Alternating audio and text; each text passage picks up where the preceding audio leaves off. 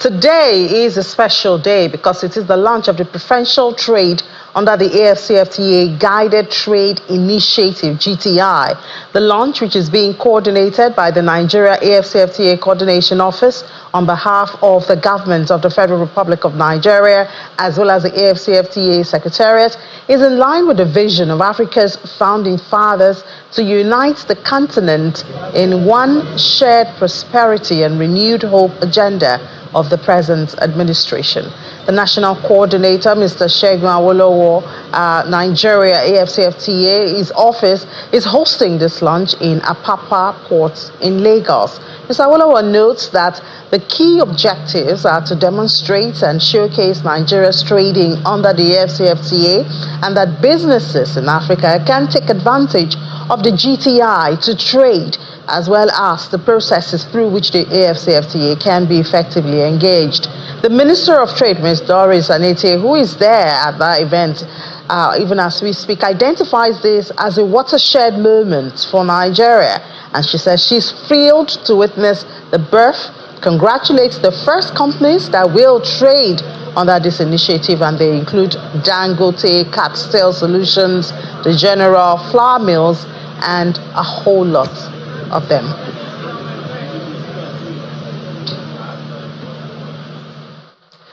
Well, we're staying on that now. We know that Nigeria signed the AFCFTA agreement in July 2019, becoming the 34th Africa state to be a party to that, with a robust economy across different industries. Now, we've seen other countries participate in this.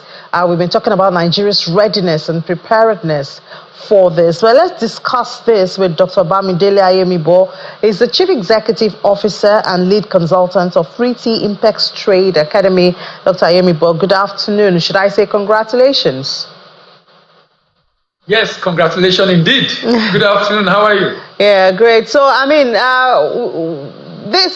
first, tell us, why is this called preferential AFCFTA? We know that some other countries have already tapped into this platform and are already trading, some African countries. I think Ghana is even in that list. But why is this now launched today and called preferential AFCFTA?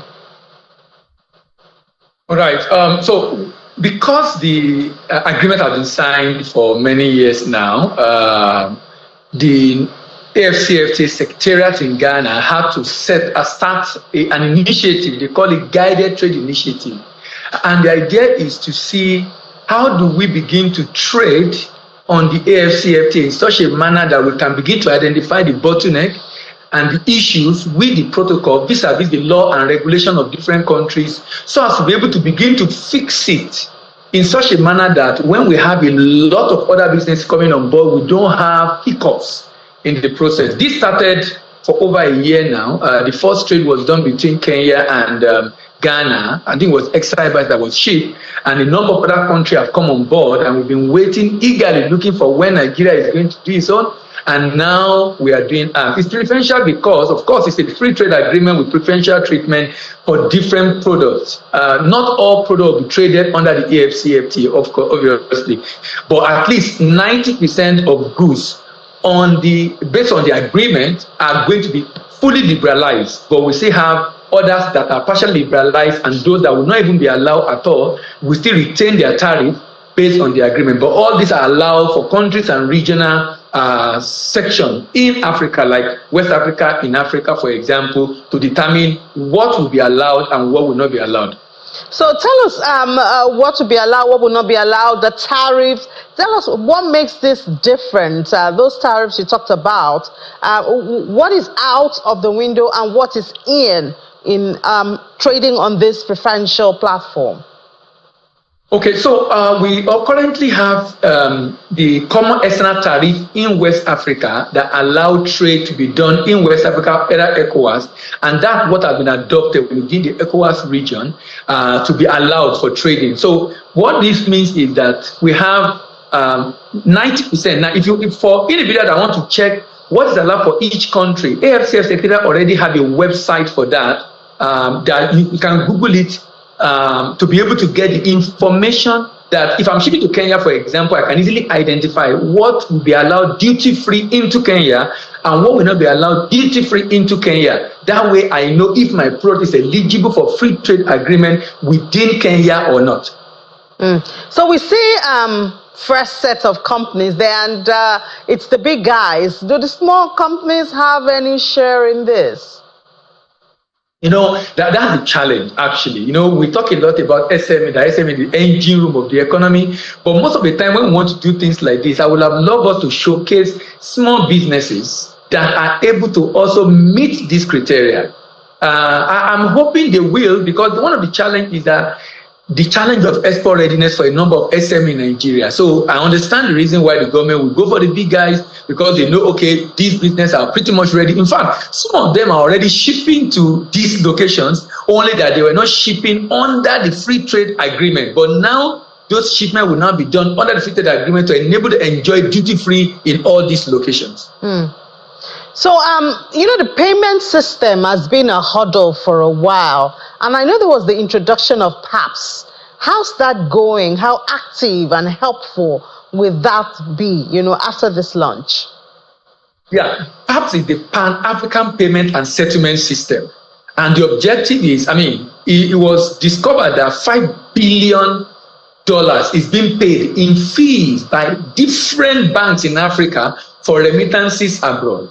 And in the bid to stop that and to prevent sabotage, of course, because now the money have to go through New York or go through UK or go through different countries if we have to be using their currency for settlement. That's what led to the initiative, championed by AFCFTA, of course, in partnership with the AFCFTA Secretariat, to launch the Pan-African Payment and Settlement System. Now, that enables me to ship to South Africa.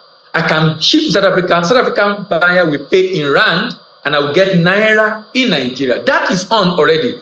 A number of Nigerian banks have keyed into it. A number of African countries have started. So that's on. But not all African countries are on board already. But the idea is to ensure that it doesn't stop me from still doing dollar, euro, or pounds transaction under the AFCFTA. But it allows me to have an option to be able to pay someone else outside of Nigeria, in other parts of Africa, to be able to pay in my local currency. Now, what this means is that if I'm an importer, I'm currently having challenge with Forex, and the item I need, maybe my raw materials as a manufacturer, I can source it efficiently in some part of Africa. What that means is that I might not be able to pay in Naira, rather than going to source for Forex to be able to pay. And that means a number of businesses that will be able to source their raw material in Africa might need to rework their supply chain in such a manner to be able to source in Africa and be able to avoid the pressure they are having right now to be able to source dollar for the payment. So it's not just me exporting, being able to get Naira payment. It also helps the importer. I think PAP is even a lot good for importers in Nigeria to be able to pay in Naira rather than paying in FX. So, Mr. Ayemi, I do know that you are very active in especially the non-oil trading space. So, because sometimes these things are so beautiful to hear. We've been talking about PAPs for how many years now? But in reality, do you really see businesses, especially at least even not the small, the medium-scale businesses, tapping into this platform and being able to actually trade on the continent? Very important question. Very, very important question you asked there. Do you know that ETLS in ECOWAS has been on for over 30 years? And quite frankly, there are businesses in Nigeria that are not even aware of ETLS. One major challenge, not just in Nigeria, even in Europe, in Asia, that is hindering the full utilization of free trade agreement in different parts of the world is awareness, publicity about the agreement. Number one. Number two is information about how do I benefit from it? How do I benefit from it? How do I obtain the certificate of origin that enable me to be able to get this access to free trade in countries I'm trading with? Now, this information are not readily available. Now, if we are going to be able to get the SME to partake in this, then from the Federal Ministry of Trade to Nigerian Promotion Council the National Action Committee on AFCFTA, they must take it very seriously. You know the way they publicize when there is presidential election or government election, that you will know all the frontline candidates because of the publicity. That is the kind of publicity we need to give to AFCFTA, because it's only when business are aware that they will now begin to search for information on how to utilize it. Else, we might be going again the same way ETLS has done. I hope that will not be the case, because then that would be very, very bad for Nigeria, because a lot of African countries are already tapping into this. Well, I do hope so, Dr. Emibo. And, well, I guess we can also take, as the media, take part of that responsibility to say we'll keep this on the front burner. But, you know, sometimes the challenge is you call the people, for instance, the Minister of Trade is there, Mr. Shegun Awolowo, obviously the coordinator. How many times have you seen him on, you know, media, especially television, to publicize some of these things? But we'll stay on it. But thank you so much.